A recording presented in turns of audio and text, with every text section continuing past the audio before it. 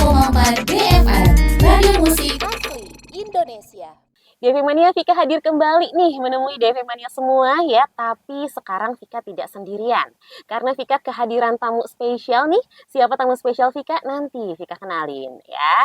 Selama 1 jam ke depan dari jam 11 sampai 12 siang nanti DV Mania, Vika sama tamu spesial Vika bakalan ngobrol santai nih mengenai stunting. Dan Vika yakin kalau anak-anak maupun saudara dari keluarga besar DV Mania semua, insya Allah semuanya tumbuh sehat ya, pertumbuhannya normal dan tidak ada hambatan. Nah, ngomongin stunting DV Mania, seperti yang kita tahu nih, bebas stunting merupakan salah satu upaya yang dilakukan pemerintah Indonesia untuk mewujudkan visi Indonesia Emas pada tahun 2045 mendatang. Lalu seperti apa sih pemerintah Kota Jakarta Selatan dalam hal ini suku Dinas Pemberdayaan, Perlindungan Anak dan juga Pengendalian Penduduk atau PPAPP Kota Administrasi Jakarta Selatan, karena tamu spesial Vika siang ini berasal dari Jakarta Selatan juga ya DV Mania, menerjemahkan pencegahan dan penanggulangan stunting di wilayahnya sebagai komitmen mendukung visi Indonesia Emas 2045.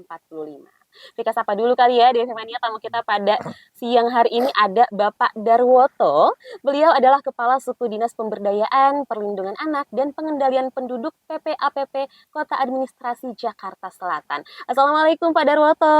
Waalaikumsalam warahmatullahi wabarakatuh. Suaranya sangat menggema dengan sangat-sangat berwibawa ya DV Mania. Pak Darwoto, terima kasih banyak nih sudah hadir ke studio Radio DFM Jakarta pada siang hari ini. Terima kasih kembali sudah berkenan mengundang kami. Wah, sama-sama Pak. Nih DV Mania, Pak Darwoto ini ya sampai sekarang masih terus semangat bekerja keras, bekerja cerdas ya, kerja sigap juga, berkolaborasi dengan berbagai pihak nih termasuk dengan media seperti Radio DFM Jakarta untuk mensosialisasikan stunting ya DV Mania. Pak Darwoto, ini perbincangan santai kita pada siang hari ini, temanya cegah stunting untuk mewujudkan visi Indonesia Emas pada tahun 2045. Pak Darwoto, untuk menyegarkan wawasan nih, boleh dong dijelaskan dari Pak Darwoto nih, stunting itu apa sih dan kenapa bisa terjadi stunting? Monggo Pak. Pendengar yang budiman, bahwa stunting saat ini menjadi salah satu topik penting, topik penting yang menjadi isu untuk segera diatasi oleh pemerintah, khususnya dalam rangka menuju Indonesia Emas ya.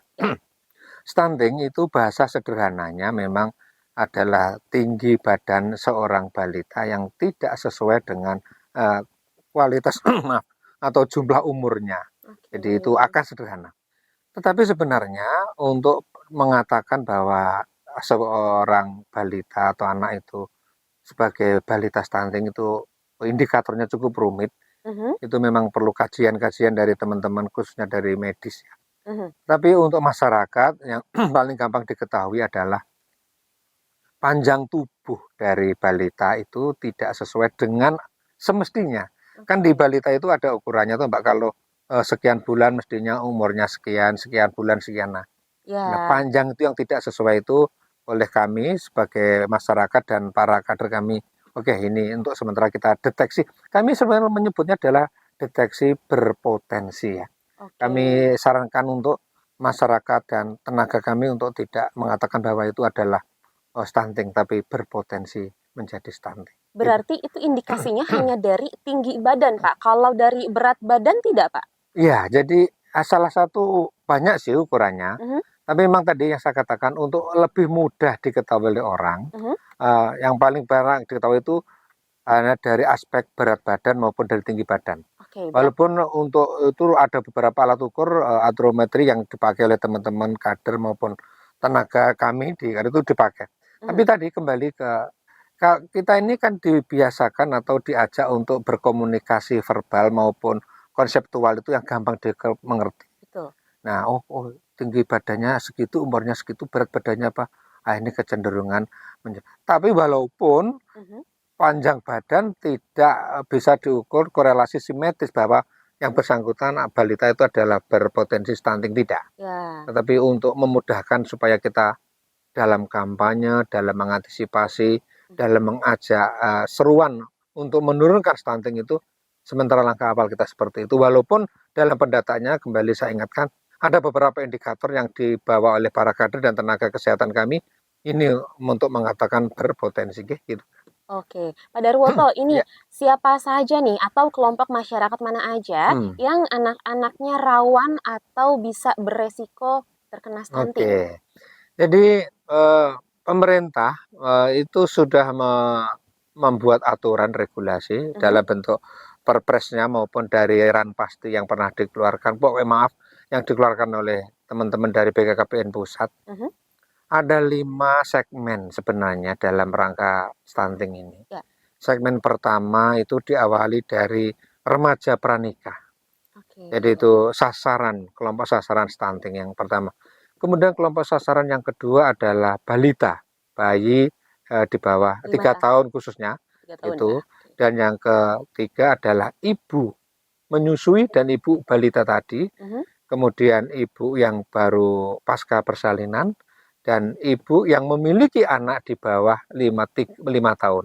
Jadi oke, ada 5 kelompok ini. Nah, mhm, jadi lima-limanya menjadi objek yang akan kita tangani dan lima-limanya ini akhirnya dalam operasional takaran di lapangan itu dikelola atau ditanggung jawabkan kepada OPD-OPD yang membidangi oke, kesehatan misalnya, kependudukan dan keluarga berencana di segmen-segmen ini. Nah, itulah jadi stunting itu tidak, kalau balita stunting memang namanya balita, tetapi mhm. upaya pemerintah untuk menangani stunting itu setidaknya ada 5 sasaran tadi gitu ya. Oke, oke, oke. Oke, Pak Darwoto, ini biar ngobrol santai ya Oke. kita siang ini semakin ramai dan asik. Vika mau sampaikan kabar baik dulu nih untuk DV Mania. Oh ya. DV Mania simak dan terus ikuti ya perbincangan santai Vika bersama Bapak Darwoto, Mm-mm. Kepala Sudin PPA dan PP Kota Administrasi Jakarta Selatan. Seperti biasa ya DV Mania, silahkan bila ada yang mau mengajukan pertanyaan seputar tema, boleh langsung saja dikirim pertanyaannya ke WhatsApp Radio DFM di 0811 99 10 34. Nah, ini untuk penanya yang pertanyaannya terpilih nanti Hmm. akan ada hadiahnya loh Oh, ya. luar biasa, luar biasa. Nanti menjelang di akhir acara nanti Bapak kita Pak Darwoto sendiri yang akan memilih ya Pak ya. Boleh ya Pak ya? Siap, siap, siap, Pak Darwoto siap. sendiri yang akan memilih 2 orang yang pertanyaannya akan mendapatkan bingkisan menarik dari Radio Mm-mm. DFM. Iya, Pak luar biasa. Darwoto, kita Siap. lanjutin lagi ya obrolan Mari. santai kita ya. Menarik sekali, menarik sekali. Sangat-sangat menarik sekali DP Mania ya. Nah, Pak Darwoto, Iya. bagaimana dengan kondisi di Jakarta Selatan pada saat ini? Apakah masih ditemukan anak dengan kondisi yang stunting? Iya.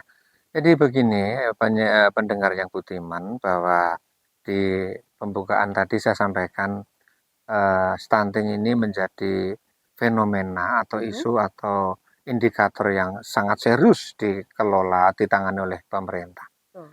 Bahwa untuk menyatakan seseorang balita berkategori stunting atau tidak itu juga memang tidak semudah itu. Mhm, Jadi kita sebenarnya lebih menuju ke arah pencegahan supaya tidak terjadi stunting. Nah, indikasi di Jakarta Selatan mhm, terhadap balita yang kita duga berpotensi untuk menjadi stunting itu data terakhir yang dirilis oleh teman-teman dari media atau dari lembaga OPD yang berkompeten mhm. itu ada 700-an. Nah, saya kira 700. kalau dibanding dari jumlah balita yang ada memang tidak terlalu banyak, tetapi tujuan kita itu kan zero stunting. Oke. Karena sedapat mungkin satu bayi pun kalau bisa janganlah, Iya karena itu betul. generasi ke depan kita. Nah, itu kondisi saat ini kalau kita berbicara dari aspek balita berpotensi stunting. Oke. Uh, untuk menyatakan angka-angka seperti ini tentu saja juga merupakan langkah kajian yang tidak sembrono, Mhm, yang tentu saja berbagai metodologi dari aspek legal maupun aspek de facto-nya diukur. Bahkan angka ini juga bukan kami yang menentukan, angka ini tentu merupakan hasil dari pendataan, hasil dari intervensi, kemudian dirilis oleh teman-teman dari OPD yang berkaitan. Dan ini yang sepakat untuk disampaikan. Jadi sekali lagi, ini bukan angka dari Sudin PAPB, tapi ini adalah angka hasil dari olah data yang dilakukan oleh teman-teman UPD Jakarta Selatan. oke, berarti tadi hasil ada angka 700 ya Pak, Ya, tuh sekitar 700 balita. Itu berdasarkan hasil data terakhir di tahun ini, di tahun 2024 atau seperti apa Pak? itu di akhir 2023. Jadi Oke. stunting ini relatif di akhir tahun Mhm, kami akan mengadakan sebuah evaluasi mhm, atau laporan Jadi saat ini kami belum berani menyatakan berapa angka stunting di 2024 karena memang masih berproses. Jadi nanti 2024 hasilnya apa, insya Allah di awal 2025 kalau sudah selesai baru kita berani merilis ya. Jadi mungkin angka 700 bisa turun, mungkin angka 700 bisa stagnan. Tapi itu tergantung dari hasil pemantauan terhadap hal-hal yang saat ini selama setahun ini sudah kita lakukan. Ya semangkanya tetap 700 turun lah. Mudah-mudahan turun, tapi bisa juga stagnan. Yang paling penting jangan sampai naik ya Pak ya. Naik tidak menjadi masalah tidak menurut menjadi masalah. saya, asal pembandingnya juga naik. Begitu. Jadi kalau 10 balita, 7 stunting, tapi tahun depan balitanya mungkin jadi 15, lantas stuntingnya mungkin 8, itu kan masih kecil. Nah, jadi itu ngukur. Makanya untuk merilis sebuah angka itu dalam statistik, dalam angka stunting kita tidak berani. Karena kalau salah menerjemahkan, loh kok menjadi banyak, padahal pembandingnya juga banyak. Artinya pembilangnya berapa, pembandingnya berapa, akan diukur dulu berapa kali kenaikannya. Kalau pembandingnya penyebutnya tetap 10 tapi stuntingnya malah jadi 8, itu yang enggak benar. Bukan enggak benar ya, yang tidak bagus lah. Oke Pak, lalu bagaimana nih? Apakah ada langkah-langkah dini untuk mencegah anak stunting di wilayah Jakarta Selatan khususnya? Ya, jadi gini Mbak, dan teman-teman pendengar yang budiman, saya sampai saat ini merupakan perpanjangan tangan dari pimpinan kami, izin Pak Kepala Dinas, karena kami membawahi Sudin PPAPP. Jadi kalau Pak Kepala Dinas senior saya, kita ini kan sedekailah saya saat ini berbicara dari aspek kewenangan suku dinas PPAPP Jakarta Selatan. Nah, dalam menangani stunting maka ada beberapa upaya yang bisa kita lakukan dan sudah kita lakukan, tentu saja yang boleh atau sesuai dengan tugas pokok dan fungsi kami. Nah, kembali, jadi karena stunting itu ada banyak segmen yang bisa ditelusuri, bisa ditangani. Nah, saya akan berbicara kepada segmen yang menjadi kewenangan Dinas PPAPP, khususnya kewenangan Sudin PPAPP Jakarta Selatan, termasuk nanti beberapa yang menjadi kewenangan bersama. Nah, beberapa kegiatan yang sifatnya untuk menurunkan stunting itu di tempat kami awali dengan upaya pendataan keluarga. Ini didikan kami dari para pemangku pembangunan kependudukan dan keluarga berencana, kami diawali dengan langkah untuk mengumpulkan data. Nah, setelah itu data itu ada, data kemudian dilakukan olah data macam-macam dan difasilitasi teman-teman dari kementerian terkait, kementerian kami, dari Kementerian Kependudukan dan Keluarga Berencana, Bangun Keluarga, maka muncullah angka seperti ini. Nah, langkah-langkah nyata yang saat ini sudah kita lakukan, yang pertama, kita mempunyai program Dashhat.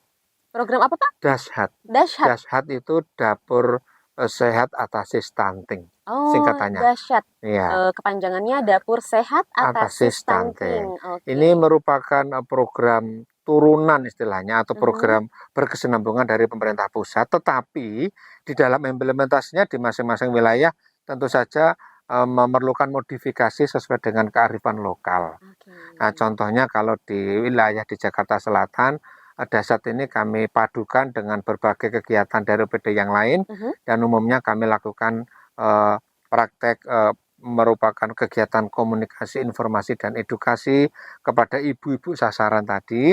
Kemudian di situ ada peragaan bagaimana memasak yang standar, sehat, memenuhi gizi dengan harga terjangkau, kita praktekkan, kemudian masyarakat diajarkan, kemudian diberikan olahan.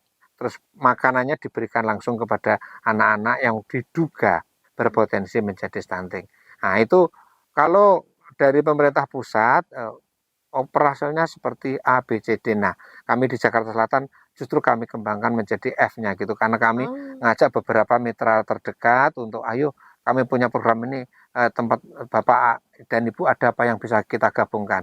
Misalnya berkaitan dengan ayo kita tambahkan dengan program Gemar Makan Ikan. Nah, misalnya kan beda. Nah, itu Dashhat. Dan itu kemudian beberapa program yang lain itu untuk balita ya Mbak ya. Nah, kalau untuk segmen yang lain kepada calon pengantin atau remaja, kemudian kepada Ibu nanti akan saya jelaskan karena mungkin kita ambil satu persatu dulu ya. Mudah-mudahan waktunya cukup. Nah, kembali kepada yang berkaitan dengan balita, di samping itu di Jakarta Selatan ini juga punya program Go Tuntas Stunting, gerakan orang tua atasi stunting, di mana kami ini selaku aparatur sipil negara diajak memiliki kepedulian untuk memiliki seperti balita binaan. Kami itu anjuran bersama dari pemerintah kota untuk kepada kami. Kemudian selain itu kami juga di Jakarta Selatan ini, kalau ini kewenangan bersama tidak hanya Sudin PPAPP tapi di bawah koordinasi teman-teman dari wali kota mengajak peran serta CSR. Ada beberapa perusahaan yang terlibat langsung ikut menangani seperti yayasan dari Yayasan Peduli atas stunting dari nggak enak ya menyebut lembaga, tapi dari CSR ya nanti. Saya maaf nggak berani menyebut nama lembaganya nanti. Mereka ini seperti punya yayasan dan turun dari beberapa kecamatan untuk memberikan KIE, memberikan praktek pembuatan makanan yang sehat, memberikan pendampingan kepada keluarga-keluarga. Itu. Kemudian di samping CSR juga ada teman-teman dari organisasi keagamaan. Seperti kelompok pengajian itu, saya juga nggak kurang maaf tidak berani menyebut nama lembaga, tapi yang jelas mereka tidak hanya berbicara masalah pengajian, tapi mereka tokoh-tokoh agama ini juga peduli mengumpulkan seperti kayak donatur kecil yang akhirnya disumbangkan untuk ikut menangani. Memang ini belum se-Jakarta Selatan, tapi sudah beberapa kecamatan melakukan itu ya. Nah Pak, ini selama ini edukasinya dilakukannya di mana saja nih? Tadi kan ada menyebutkan beberapa ini agama, berarti apakah dilakukan seperti di komunitas-komunitas, di majelis taklim kah? Ataukah di posyandu atau di puskesmas atau di mana nih Pak untuk sosialisasi atau edukasi program pencegahan stunting ini? Ya, jadi kewenangan suku dinas PPAPP tentu saja dipayungi oleh teman-teman dari dinas PPAPP kami yang di provinsi. Kami mempunyai beberapa metode dalam rangka untuk terlibat dalam penurunan stunting. Kaitannya dengan informasi dan edukasi, kami melakukan KIE secara langsung maupun KIE secara digital.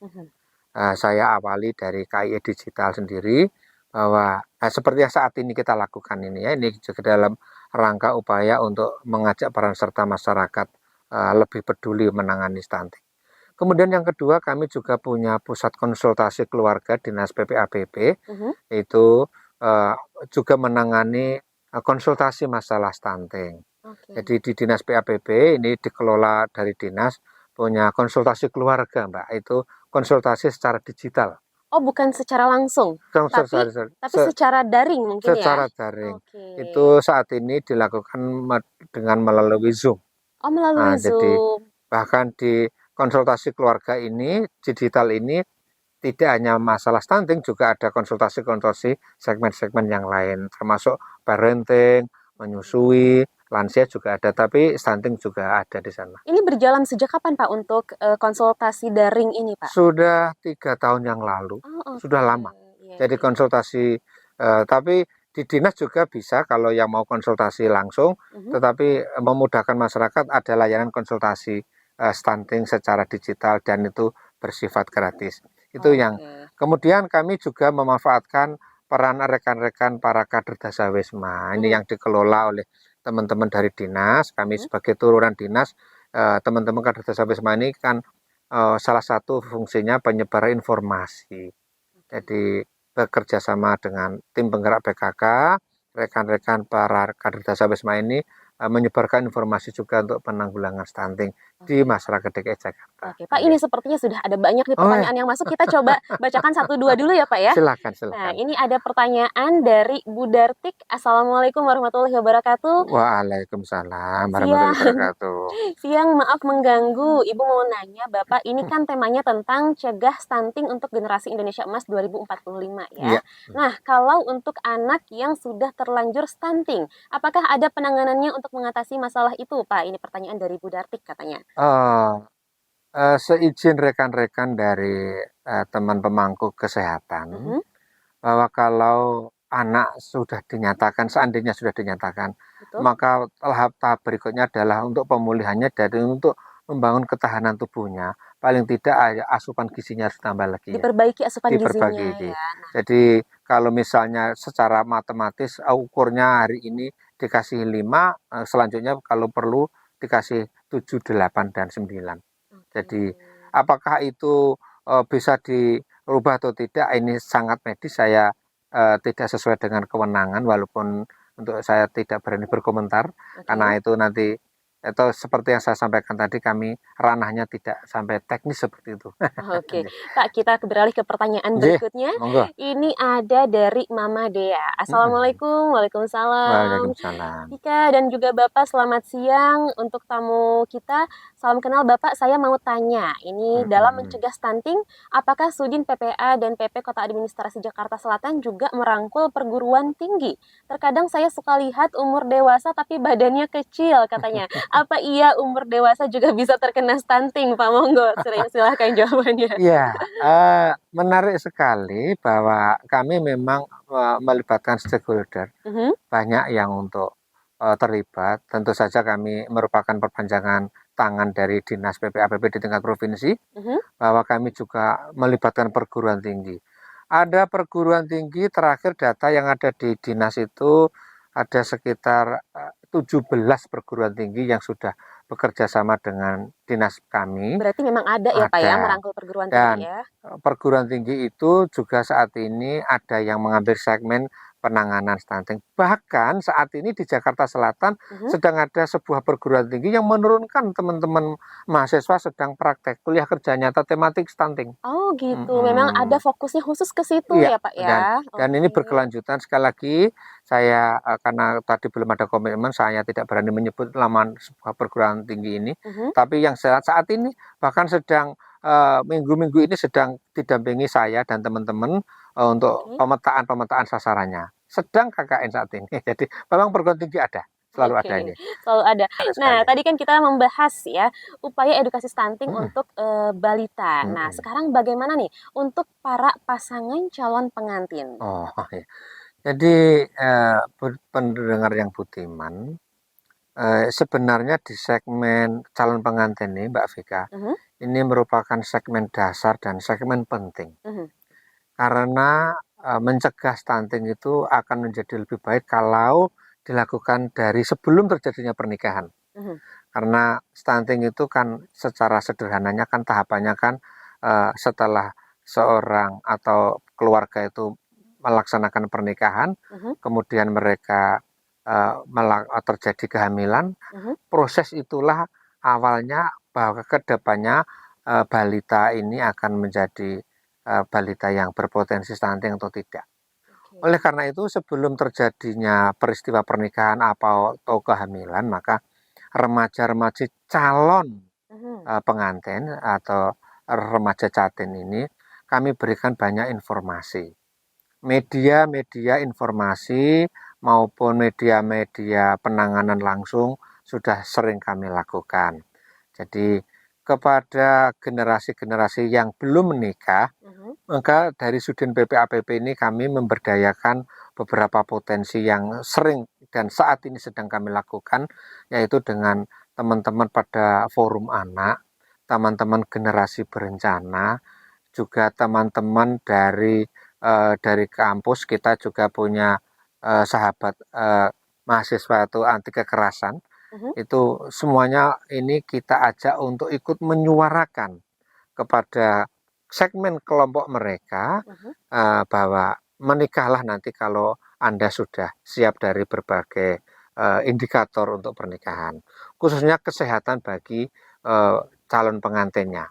Nah, Oke. itu untuk pertemuan selain melalui forum-forum digital, kami juga mempunyai metode beberapa tempat pertemuan offline yang sering kami gunakan di forum RPTRA, Ruang Publik Terpadu Ramah Anak. Ini sebuah media tempat berkumpul masyarakat, khususnya kalau hal ini kepada remaja. Di situ kita juga sering melaksanakan pertemuan-pertemuan untuk pembinaan kepada remaja-remaja. Bahkan beberapa hari yang lalu saya sendiri turun menjadi narasumber untuk memberikan KIE langsung kepada remaja dari kecamatan ke kecamatan. Oh. Jadi kami bekerja sama dengan teman-teman dari tadi CSR, sebuah organisasi atau sebuah perusahaan ya di Jakarta Selatan. Saya sekali lagi belum berani menyebut karena belum izin, takut malah menyalahi kode etik penyiaran. Iya, tidak apa-apa, Pak, tidak usah disebutkan. Ya, makanya itu. Maka berkeliling kami ini. Kami membentuk, saya sendiri sebagai ketua timnya malah, membentuk tim untuk memberikan KIA dan advokasi. Datang dari kecamatan di wilayah Jakarta Selatan dengan mengundang kelompok-kelompok sasaran para remaja, khususnya remaja yang akan menikah. Menarik sekali diskusinya itu di situ dengan berbagai teknologi informasi yang bisa kita kembangkan. Nah, itu beberapa metode yang kita lakukan karena kami melihat ini penting, Mbak, supaya tidak nanti menikahlah kalau Anda. Itu sementara untuk penanganannya, nggih. Oke, berarti ini yang paling dasar nih, Pak, prinsip dan pentingnya diberikan edukasinya itu untuk siapa nih? Ibu muda, ibu hamil, calon pasangan pengantin, atau siapa? Atau semuanya penting nih, Pak? Semuanya ya, Pak, ya? penting karena semuanya sudah pada segmen yang berbeda. Jadi artinya begini, kepada remaja calon pengantin maka kami menanganinya penting dari aspek ini. Tetapi kepada ibu yang sudah memiliki balita, ini juga penting kami menanganinya dengan cara ini. Kepada ibu yang baru saja selesai melahirkan atau pasca persalinan, kami menanganinya seperti ini. Contoh, kalau kami tadi kepada calon keluarga yang akan menikah, tapi sekarang kalau kepada ibu yang pasca persalinan, baru saja melahirkan, kami juga mengajak dan melayani kepada ibu ini, silahkan ibu ayo menggunakan alat kontrasepsi, metode kontrasepsi jangka panjang. Ada IUD, kemudian ada implan, ada MOW, ada MOP. Ini salah satu contoh praktek langsung atau eksekusi langsung bagaimana stunting itu kita dengungkan, kita ajakkan kepada kelompok-kelompok. Berarti memang edukasinya berbeda kepada setiap lapisan masyarakat tertentu ya, Pak? Kepada segmen berbeda, penanganannya berbeda. Oke, disesuaikan dengan kebutuhan segmen tersebut ya, Pak ya. Ini kita sepertinya lanjut ke WhatsApp ya, Pak, karena sudah banyak sekali yang bertanya. Ini sepertinya memang tema ini sangat menarik untuk kita bahas bersama-sama ya, Pak ya. Nah, ini ada dari siapa ini, tidak ada namanya ya, belakangnya nomornya 8255. Nah, ini pertanyaannya, selamat siang Mbak Vika dan Bapak Darwoto, saya mau tanya, apakah stunting itu bisa dicegah dari dini, misalnya pasca ibu hamil, dan apakah ada obatnya untuk anak tersebut? Dan pertanyaan ketiga, apakah USG menjamin keadaan anak di dalam kandungan? Oh, mungkin ini maksudnya apakah mungkin USG bisa mendeteksi stunting sejak masih dalam kandungan? Mungkin begitu ya, Pak ya, pertanyaannya. Jadi gini, mencegah memang penting. Jadi tadi di awal yang saya katakan bahwa mencegah supaya tidak terjadi stunting bisa dimulai dari sebelum menikah. Nah, kalau sudah menikah maka di DKI Jakarta ini dilakukan istilah kesehatan, teman-teman kami dari kesehatan itu screening kesehatan. Jadi diperiksa kondisi kesehatan calon pengantin putra maupun calon pengantin putri. Oh, ini memenuhi syarat untuk nikah dan untuk terjadinya kehamilan. Nah, mulai dari kehamilan itu tentu saja merawat kehamilan, kemudian sampai bayi lahir, asupan gizi, merawat kondisi gizi balita. Itulah sebenarnya cara sederhana atau cara dasar yang dilakukan ketika sebuah keluarga untuk melahirkan bayi yang supaya bayinya itu tidak menjadi balita yang stunting. Jadi pencegahannya dimulai dari sebelum pernikahan tadi sampai bisa. Kalau USG apakah bisa untuk mendeteksi? Saya tidak berani menjawab, itu sangat medis. Dan sepertinya informasi belum sampai seperti itu ya, bahwa USG kaitannya dengan Oke, Pak, kita Beralih ke pertanyaan selanjutnya Iya, mungkin Pak, iya, ini nggih. ada dari Ciade Jatimakmur. Mhm. Ciade nih, Assalamualaikum Pak Darwoto. Ini Ci Waalaikumsalam. mau bertanya, Mhm. katanya seperti apa nih kolaborasi kemitraan dengan kader PKK maupun komunitas Majelis Taklim untuk menjadikan Jakarta Selatan ini zero stunting? Terima kasih.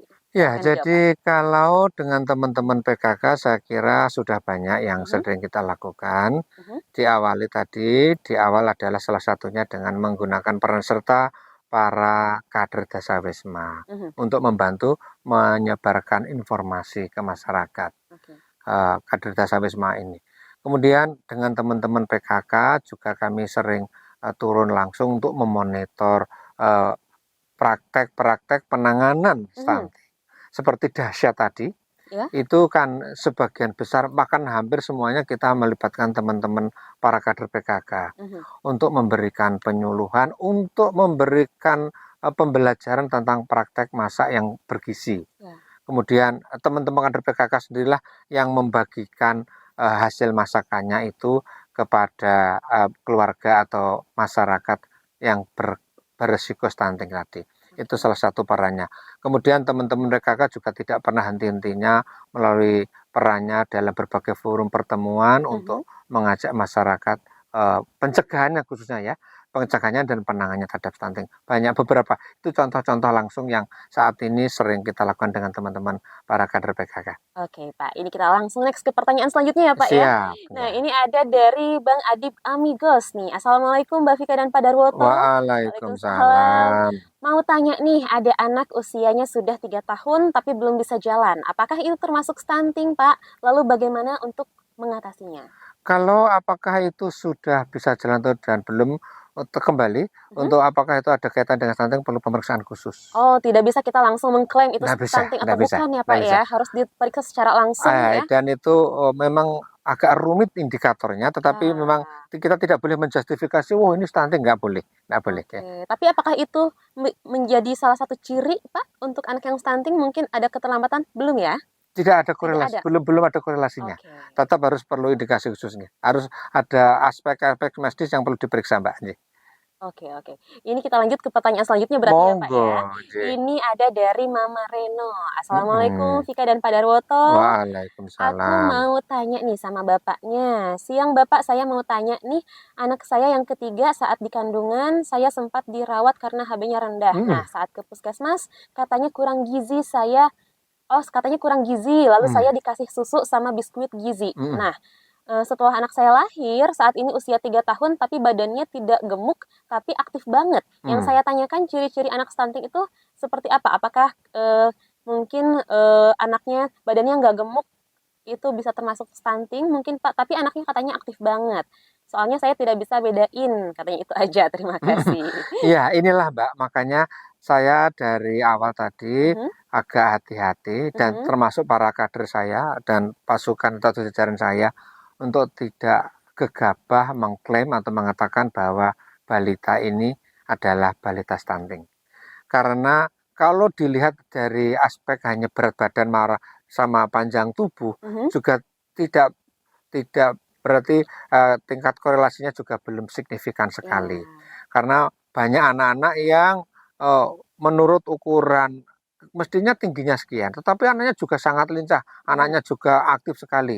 Nah, padahal salah satu indikasi anak-anak stunting itu tentu saja umumnya adalah tingkat mobilitas, aspek knowledge-nya atau attitude atau kognitifnya juga agak berkurang. oh agak Jadi kurang ya. kalau hanya diukur seperti itu loh, ini ternyata tingginya tidak memenuhi syarat, tetapi kok anaknya kok cerdas, tapi kok berarti kan tidak ada korelasinya. Nah, Mhm, oleh mhm. karena itu saya kira tidak usah terlalu mengatakan kalau anak saya pendek pasti stunting, juga tidak, Oke. tapi juga tidak boleh terlalu gegabah. Oh, yang penting anak saya tingginya memenuhi syarat juga tidak stunting, juga jangan. Iya, belum Jadi tentu juga ya. intinya adalah mari kita untuk menjaga anak kita ini dengan asupan gizi yang cukup, syukur malah lebih, supaya perkembangan IQ-nya, otaknya itu bisa tumbuh dengan baik, khususnya sesuai dengan tahapan usianya. Gitu. Oke, mudah-mudahan terjawab ya. Ini Mm-mm. kita satu lagi deh Pak pertanyaannya ya Pak, boleh? Oke.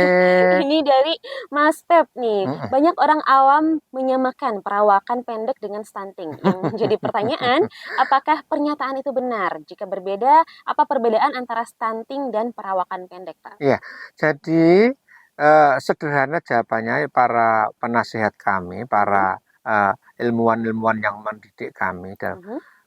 umumnya kalau anak stunting relatif pendek, Anak stunting relatif pendek. tetapi anak pendek Belum belum tentu tentu stunting stunting. ya. Nah, itu Oke, jawabannya. oke. Jawabannya mudah-mudahan terjawab ya Mas Pep. Seru sekali ya perbincangan kita ini. Dari Iya, tadi WhatsApp-nya nggak berhenti-berhenti bunyi. Ini banyak banget BFM Mania yang iya. melontarkan pertanyaan. Tapi kita simpan dulu WhatsApp-nya. Ah, Ini kita lanjut ke pertanyaan kita. Masih ada beberapa pertanyaan yang Vika masih siap. penasaran nih Pak.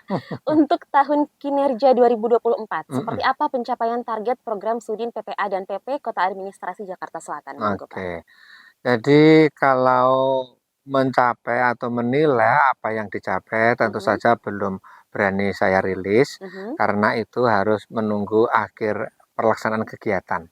Oke. Jadi biasanya kami nanti di pertengahan Desember Mhm. setelah kami selesai melakukan audit hasil kegiatan baru kami merilis.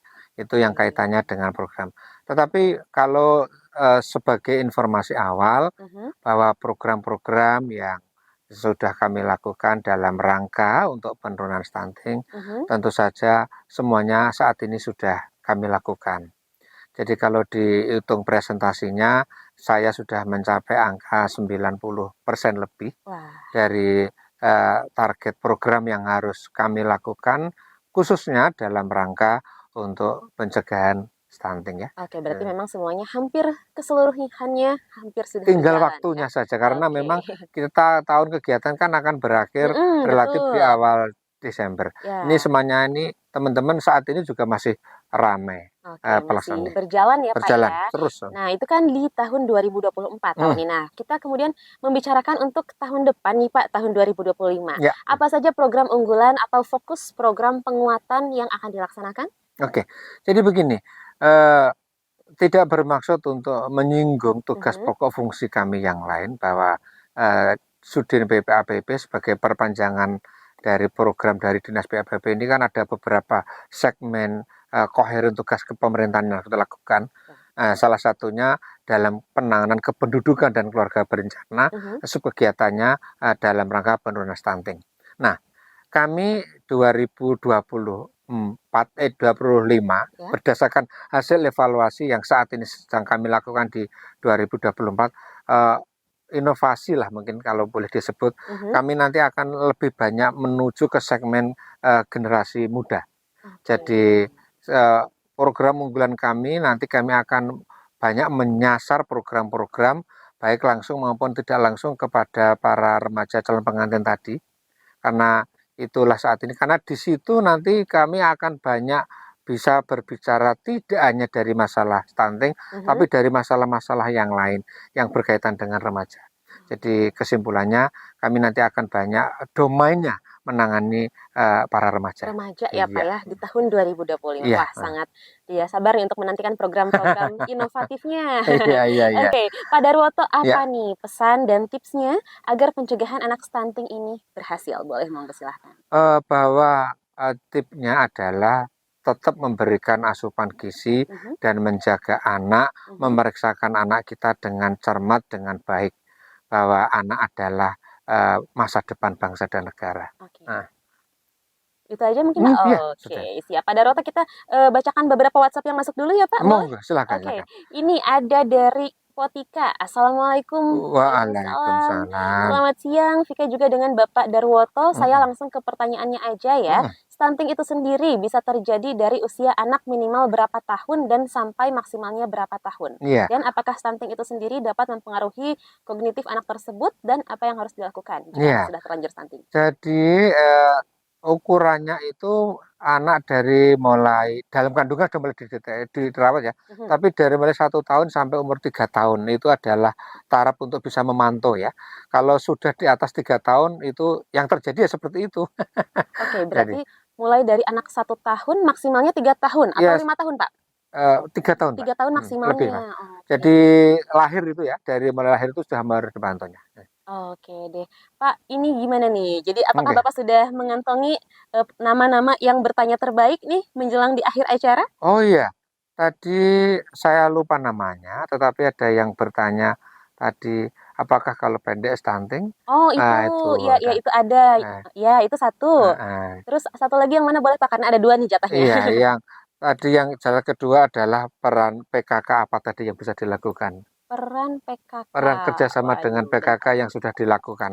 Nah, Oh oke, oke itu ada Ciade ya iya, dari Jatimekmur. mm-mm. Oke, berarti ini pemenang yang sudah Pak Darwoto pilih ada yang Iya, penanya terbaik adalah Ciade dari Jatimekmur dan juga ada Mas Pep dari Mampang Perapatan. iya, Selamat ya untuk selamat. Mas Pep dan juga Ciade Selamat. mendapatkan bingkisan khusus dari Radio DFM. Nanti hadiahnya bisa langsung diambil ke Radio DFM ya. Oke deh.